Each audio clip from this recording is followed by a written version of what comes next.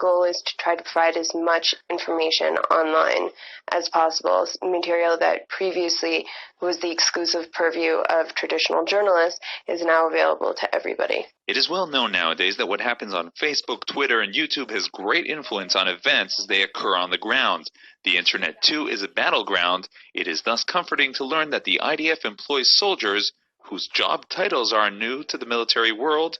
The IDF now has soldiers who tweet, share, like, and more. I just wrote a tweet about how many suspected terrorists were arrested in the West Bank last night. About every day we update the Twitter first thing in the morning how many were arrested, and I just wrote a tweet about it.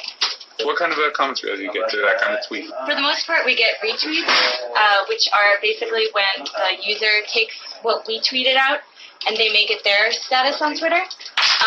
And then most of the comments we get are very polarizing. We get very positive comments like, good job, and then we get very negative comments. We meet the soldiers of the IDF Spokesman's Unit New Media Desk on another routine day in which they surf the web's blogs and social networks. I also do all the routine things, updating the blog, updating the Twitter. I'm in constant contact with the film unit for pictures and videos and items. And I also do more emergent things like when we have questions from bloggers, when we need to set up phone briefings or face-to-face briefings. We deal with bloggers, and we try to treat them the way that we treat journalists, but with recognition for the different ways that they operate. Bloggers don't claim to be objective. Their blog is very much an extension of their personality and their beliefs. And their readers, whether they agree with them or not, come because they want to hear that point of view. So the bloggers we work with come to us because they want the information that we can give them to portray their point of view. One of the biggest projects we had was Michael Totten visiting. He was here for about a month, a week and a half of which he dedicated to really letting us show him around, briefings on the northern border, briefings on our military doctrine. And it was really fascinating to see a blogger come and really get VIP treatment. He got all sorts of briefings. A while later, we have this huge post about how he got a lot of IDF briefings, how much he learned, how much he discovered that he didn't know. The team was founded when two soldiers came up with the initiative to open a YouTube channel during Operation Cast Lead. The channel had 11 million views over the past year, and a total of 20 million views to date. The team was especially busy after the Marmara raid in May. The soldiers worked around the clock. The Gaza Flotilla organizers were very savvy, I must say, in terms of their new media operations. They had Twitter going and, website charting their progress and exactly what they were doing, and they were broadcasting video. And it was very important for us to also operate in that field. And I think that once the videos came out where you saw what had happened to the soldiers going on to the ship, that really had a profound impact on the way that people conceptualized the entire event. And one of the things that we saw was immediately just millions of hits on those videos, and they became the most watched videos for about 2 to 3 days in the world. The reader's response, or talkbacks, are also an opening for much anti-Israel and anti-Semitic content.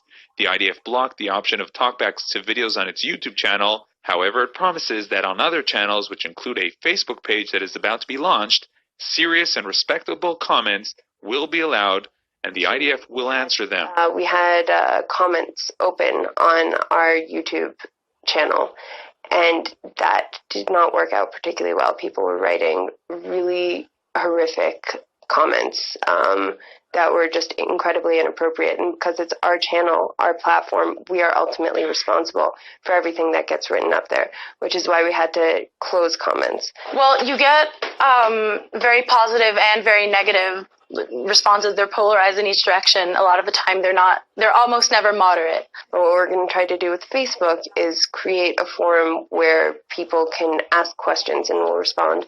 We'll have very strict guidelines as to the types of language that we'll consider acceptable. and then we'll try to work accordingly and give people as much information specifically in response to their queries as possible. We don't respond to just overly negative, any reply on YouTube. But if people have questions, even if they are negative, we do our best to answer them as quickly as we can, because that's what we're there for. Well, some have called this the hacker unit. The New Media Desk members stress that they do not engage in hacking enemy sites. We don't even say, oh yeah, our desk is hackers. It would lead to the wrong conclusions if you took it literally. New media is a new medium in order to disseminate information. That's it. We don't hack things. There's no black ops going on our desk. The team is located in the International Communications Department of the IDF Spokesman's Unit. Soldiers on the team are all English speakers. Many of them are new Olim, new immigrants to Israel, proud of their role in serving the IDF. I made Aliyah because I have a profound appreciation and love of this country, and I recognize that there are 2,000 years of Jews who wanted to live here, and I was fortunate enough to be born in a time period where that's a possibility.